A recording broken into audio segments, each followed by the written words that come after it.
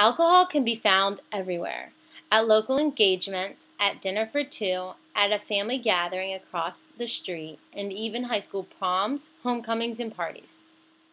Do you think consuming alcohol is a far greater adult responsibility than voting for the next president or going to risk your life for your country in war? Everyone has been affected by the minimum drinking age in one way or another. More abuse of underage drinking is occurring and more loved ones are continuing to die. John McArdle, former president of Middlebury College in Vermont, states, "This law hasn't reduced or eliminated drinking.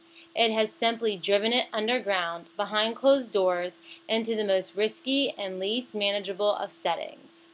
I believe, as many experts do, that if an 18-year-old is bound by their actions and given rights as an adult, they should also be permitted to have the right to consume alcoholic beverages. Today, I will discuss the need for lowering the drinking age, how 18-year-olds are considered to be legal adults with adult responsibilities, the privileges an 18-year-old has, and the potential benefits of a lower drinking age. Now let's begin discussing why there is a need for the drinking age to be 18 years old. John McArdle argues in a March 2010 CBS News debate that having the drinking age set to 21 has merely forced underage drinking underground at most college campuses. Here is a video showing some of these examples. Risky and least manageable of settings. Like basements, fraternity houses, and locked dorm rooms, where kids go to hide from the law and from adults, including parents, who might teach them some moderation. McArdle says the law has created a dangerous culture of irresponsible and reckless behavior, unsupervised binge and extreme drinking. This is called 6 and 10, downing 6 cups of beer in 10 seconds. Kids try to perfect the art of getting drunk as fast as possible by playing drinking games and preloading, downing as much of the forbidden fruit as possible before going out in order to avoid getting caught drinking in public. Drinking that is not out in the open and requires one to find a dark corner or travel to a remote location is drinking that puts not only the drinker but also the innocent citizen at greater risk. The behavioral consequences of binge drinking are harmful, often destructive, and occasionally fatal. High schools, colleges, and military bases are forced to grapple with the devastating consequences of excessive drinking as it becomes the norm for young Americans. John McArdle's strict opponent is Mothers Against Drunk Driving. According to this group of women who disagree with the solution and say that more than 1,000 lives per year have been saved since the federal government pushed states to raise the drinking age from 18 to 21 in 1984. Mark Beckner, the chief of police in Boulder, Colorado, states, "The overall advantage of lowering the drinking age to 18 is not trying to enforce a law that's unenforceable. He believes they are fighting a losing battle by chasing kids and trying to give them a ticket for having a cup of beer in their hand."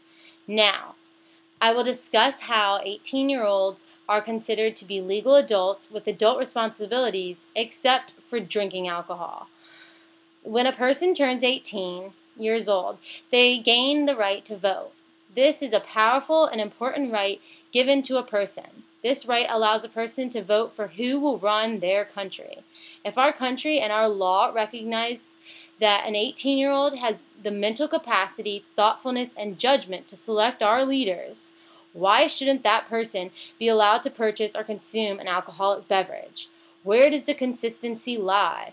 This does not make sense. An 18-year-old can serve in our military and defend our country.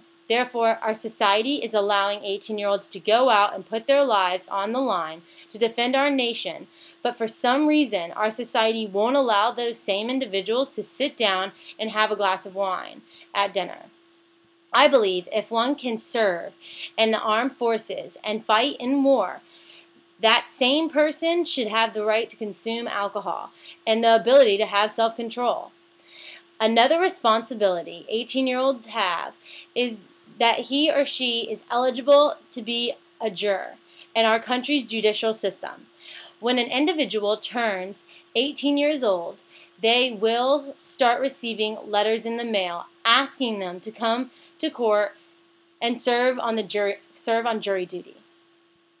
The duty of the juror is essentially to listen to the evidence of a trial and make decisions on whether or not they believe someone on trial is innocent or guilty. The same 18-year-old who isn't allowed to take a sip of wine at a family engagement might also be asked as a juror to decide the fate for a person who is on trial for murder. This example demonstrates the completely different way our society views the very same person. How can we say that someone who has the capacity to make a life or death judgment does not have the right to drink alcohol? Now that we see there is such a problem, we need to find a solution. The solution is to lower the drinking age. With a lower drinking age, parents and other adult figures can be involved in the process of teaching 18-year-olds how to make informed, healthy decisions about alcohol and its use. In addition, this would lead to less alcohol abuse and addiction. Now that we know there is a solution to the problem, why should we as Americans get involved, and what can we as individuals do about it? The tragic story of Gordy Bailey at the University of Colorado at Boulder is a prime example of the harm of alcohol abuse.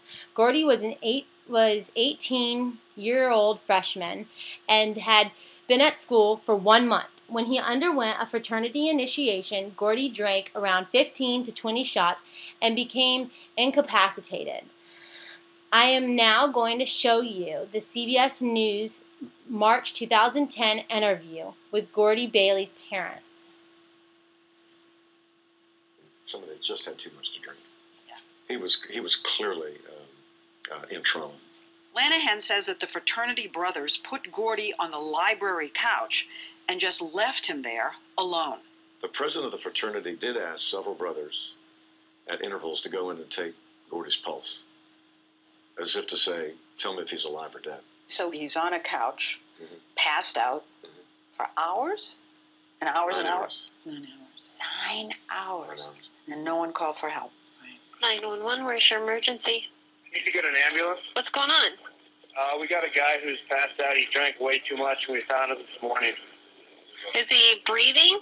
I don't know. He's not waking up.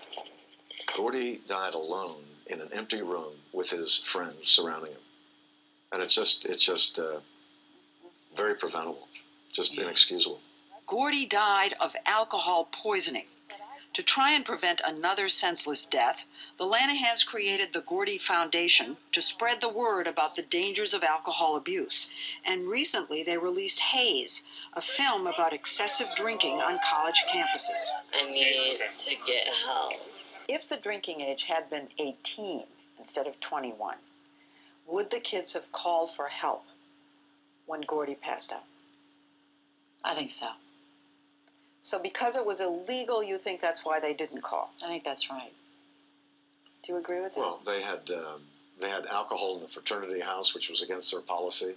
They had minors buying the alcohol, serving the alcohol to minors.